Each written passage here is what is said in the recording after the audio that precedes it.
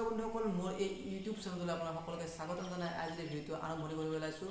আৰু বৰষুণৰ যিটো নেৰানেপেৰা ৰূপ আৰু এই নেৰানেপেৰা ৰূপৰ ফলত যিটো সমগ্ৰ অসমত বানপানীৰ সৃষ্টি হৈছে, এই বানপানীৰ ফলত বহুতো মানুহৰ ঘৰ দুৱাৰ উটাই লৈ গৈছে আৰু বহুতো মানুহৰ ঘৰ দুৱাৰ ভাঙি চুৰ মাৰি গৈছে আৰু বহুতো মানুহৰ ঘৰত এতিয়া পৰ্যন্ত পানী সোমাইছে আৰু মানুহে যিটো পথেৰে আহিন যাইন কৰে সেই পথ পৰ্যন্ত ভাঙি চুৰ মাৰি গৈছে।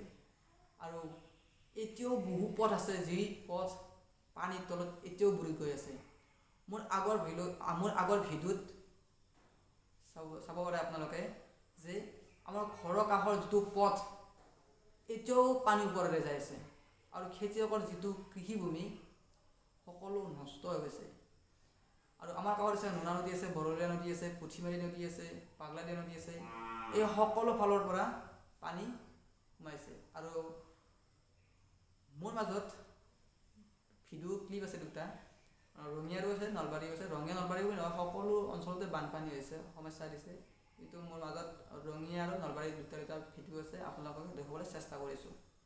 হৈছে আমাৰ ৰঙিয়াৰ ভিডিঅ' ক্লিপ।